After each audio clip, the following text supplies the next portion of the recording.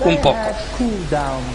Recuerda, por lo tanto, de dónde has caído, arrepiéntete, da la vuelta, es decir, y haz las primeras obras. Entonces, habían llegado a un estado de autocomplacencia hasta cierto punto, pero ellos sabían distinguir lo correcto de lo incorrecto. Eso es bueno. Ellos trabajaban y laboraban para Dios, y eso era bueno, pero ese primer entusiasmo había disminuido un poco. Pues, si no te arrepentieres, pronto vendré a ti y quitaré tu candelabro de su lugar. De modo que aquí había un periodo del tiempo en el cual, si una iglesia no vivía de acuerdo a la verdad que poseía entonces, ¿qué haría Dios? Les quitaría el candelabro y se lo daría a alguien más. Un punto muy importante. Así que en esta época todavía estamos tratando con el hecho de que si uno no vivía de acuerdo a la luz que tenía, Dios eventualmente tomaría esa luz y se la daría a alguien más para que la llevara. Pero tienes esto, que aborreces. Eso es extraño. Dios aborrece, odia algo, y los encomienda por odiar, aborrecer algo aquí. Que aborreces las obras de los nicolaitas, las cuales yo también aborrezco. Recuerden, este punto es muy importante. Dios odia, aborrece a los hechos, lo que la gente hace. Aborrece, odia Él a la gente, no, porque de tal manera amó Dios al mundo que ha dado a su Hijo unigénito para que todo aquel que cree en Él no se pierda, sino que tenga la vida eterna. Dios ama a las personas, pero odia los sistemas falsos de adoración. ¿Podemos entender claramente este punto esta noche? Porque vamos a hablar de ciertos asuntos bien importantes y no quiero que tengan la impresión que estoy hablando en contra de gente. Estoy hablando acerca de sistemas. ¿Entendemos eso?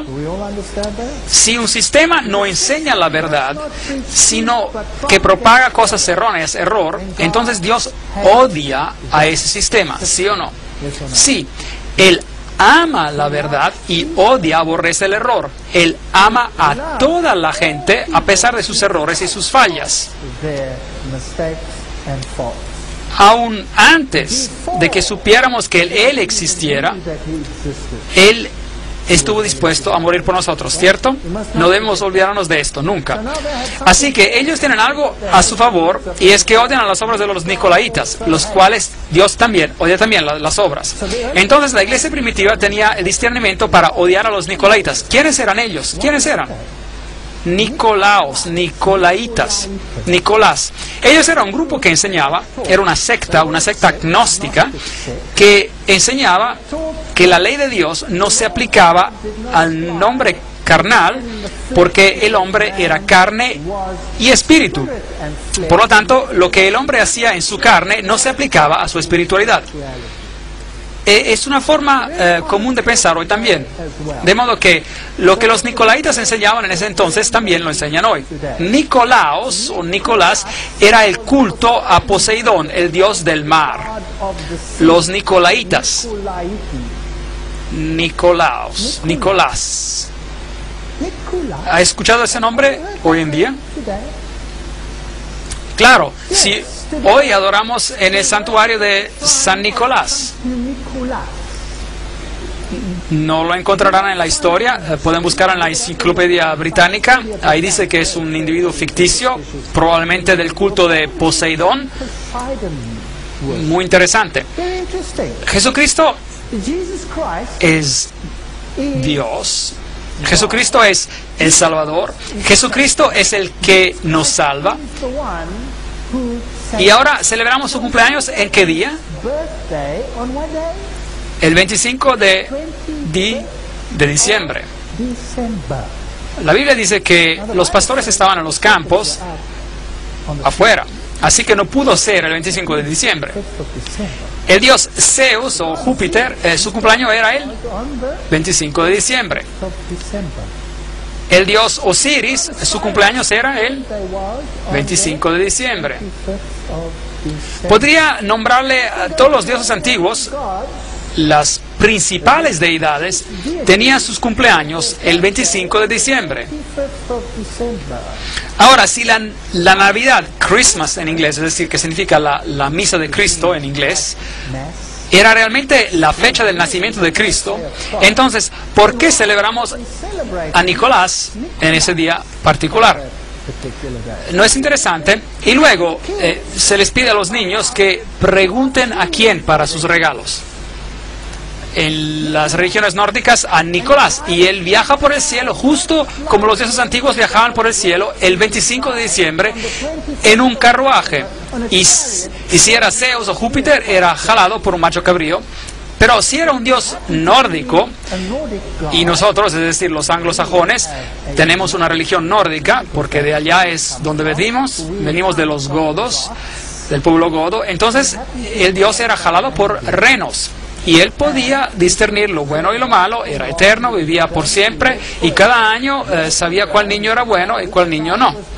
Entregaba los regalos y él se iba, todo eso en el 25 de diciembre. Y los niños hoy se olvidan de Jesucristo y dicen Papá Noel.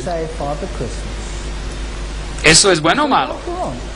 Entonces, lo que estamos celebrando es el día de Nicolás, y amamos a los nicolaitas. Pero la iglesia primitiva los odiaba. No odiaba a los individuos, pero al sistema. Al vencedor le daré a comer del árbol de la vida que está en el medio del paraíso de Dios. Apocalipsis 2, 4 a 6. Hoy Cristo está siendo suplantado por el sistema en forma sutil, pero es peor de lo que parece. Aquí está la calle de los curetes, y aquí es donde Pablo debió haber caminado. Aquí es donde se encontraron las estatuas de los personajes prominentes del pueblo, y cada uno tenía una cabeza, y si uno tenía mucho dinero, uno contrataba a un escultor para que le hiciera una cabeza y la pusiera allí, y uno pagaba alquiler como uno paga por el teléfono, la casa o algo así. Y si uno se le acababa el dinero o dejaba de pagar, pues tumbaban la cabeza y ponían la de alguien más, alguien que pudiera pagar el alquiler. Así que cuando uno caminaba por allá, uno estaba en toda su gloria si uno podía pagar el alquiler. Aquí había un templo al emperador de Traiano. Templos como este eran, por supuesto, dedicados a muchos dioses, y el emperador romano era, por supuesto, una deidad, el emperador romano, y era la reencarnación del dios del sol. La alcaldía, tal como era, hermosa biblioteca en Éfeso, y el templo de Domiciano, otro culto a un emperador, otra sección del templo. Y entonces, por supuesto, que tenemos los personajes escolásticos de la antigüedad, y después la iglesia bizantina dejó su rastro aquí. Y si le gusta la plomería, la tubería eran buenas. Esos tubos duraron todo este tiempo. Ese era el baño público, y abajo había un río para que todo fuera transportado lejos inmediatamente. Nada ha cambiado. Nosotros también tenemos un río, solo jalamos una canalita para que fluya, y uno se sentaba allí y podía hablar con el vecino acerca de todo lo que estaba pasando en su vida. Aquí estaban los baños escolásticos, la diosa Artemisa, que tenía muchos pechos para alimentar a las naciones. Y este era el anfiteatro donde tomó lugar todo el tumulto cuando el platero, que era responsable de hacer todas las estatuas de Diana, se enfadó muchísimo cuando Pablo predicó un dios diferente. Y la historia dice que Pablo se escapó de aquí, de Éfesos. Así que esta era la iglesia primitiva, digna de elogio. Se aferró al camino, tenía discernimiento entre el bien y el mal, no permitía infiltración del paganismo dentro de la iglesia. Ellos discernían entre lo incorrecto y lo correcto. Jesús era el centro de su religión. Estaban un poquito satisfechos consigo mismos, pero aparte de eso estaban bastante bien. El primer tiempo de la historia cristiana tenía esas mismas características. Éfeso era un puerto, y hoy ya no hay puerto. De hecho, el mar está a muchos kilómetros de distancia. Ha sido llenado de cieno. Aproximadamente en el año 800 después de Cristo dejó de ser un puerto Éfeso. Este hecho es interesante en términos de tiempo y de secuencias de evolución. Hoy en Éfeso uno puede ver que Roma ha levantado esta estructura la cual fue aparentemente vista en una visión como el lugar donde vivió María, porque Juan vivió en Éfeso. Y Jesús dijo a Juan: he ahí a tu madre, y él recibió a María en su casa en Éfeso. Pero esto ha sido determinado como, de hecho, falso. Pero de todas formas, aquí es donde muchos vienen a adorar a los pies de María. Todas las religiones vienen aquí: católicos, peregrinaciones de protestantes, aún hasta naciones islámicas vienen a este lugar en particular. Bueno, el próximo periodo de tiempo es Esmirna. Desde el año 100 después de Cristo, probablemente hasta el año 313 después de Cristo, porque este fue un tiempo de tremenda persecución. La palabra mirra está escondida en la palabra Esmirna y significa aroma dulce, un aroma de sacrificio. Y si uno considera la ciudad misma, había un santuario a la diosa Némesis. Policarpo fue su primer ministro y fue martirizado. Interesante. Y en esta representación vemos los 10 días de persecución. La Biblia dice que hay que tomar un día como un año, por un año en profecía. Y hubo un periodo en la historia de la iglesia primitiva cuando fueron perseguidos muchísimo por alrededor de 10 años. La respuesta es sí. Hubo un emperador por el nombre de Dioclesio y él decretó un periodo de persecución el cual fue muy intenso y terminó en el año 313 después de Cristo. O sea, desde el año 303 hasta el año 303, cuando Constantino revistió su paganismo de cristianismo.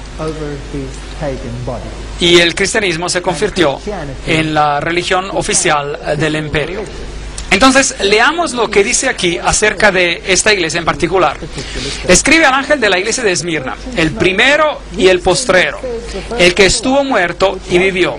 Dice esto: yo conozco tus obras, tu tribulación y tu pobreza. Así que estaban pasando por tiempos difíciles. La iglesia primitiva creció rápidamente, las cosas iban bastante bien, hasta que esta religión comenzó a desafiar a la religión oficial. Y entonces la persecución se desencadenó. Y tan pronto que uno desafía a los paradigmas del mundo, hay persecución. Yo conozco tus obras, tu tribulación, tu pobreza, aunque eres rico. Y la blasfemia de los que dicen ser judíos, es decir, cristianos. En la iglesia primitiva se usaban las palabras cristiano y judío intercambiadamente. Y ellos no lo son, sino que son sinagoga de Satanás. De tal manera que hay 2 iglesias en este mundo: aquellos que representan a Dios y a su Hijo, y aquellos que representan a otro poder. Entonces, esta iglesia tiene un elogio aquí, pero no hay reproche, ninguno en absoluto. No temas lo que has de padecer. El diablo echará a algunos de vosotros en la cárcel para que seáis probados, y tendréis tribulación por 10 días. Ahí tenemos un periodo de tiempo mencionado de manera particular. La persecución dioclesiana tomó lugar durante ese periodo. Sé fiel hasta la muerte y yo te daré la corona de la vida. Ahí está la promesa de la restauración. El que tiene oído, oiga lo que el Espíritu dice a las iglesias. El vencedor no sufrirá daño de la segunda muerte. Interesante teología que vamos a tratar en conferencias siguientes. Apocalipsis 2, 10 a 11. Así que aquí está una iglesia que no tiene reproche. Es una de las únicas 2 iglesias entre las 7 que no tiene reproche, solo un elogio. Eso es muy deseable. Pero, ¿qué tuvo que pasar para que llegaran a eso? Persecución.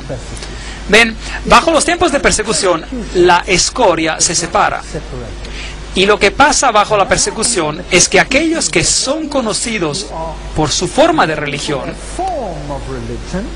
ellos se quedan atrás, porque llega a ser muy doloroso aferrarse solo a una forma. Entonces se dan por vencidos.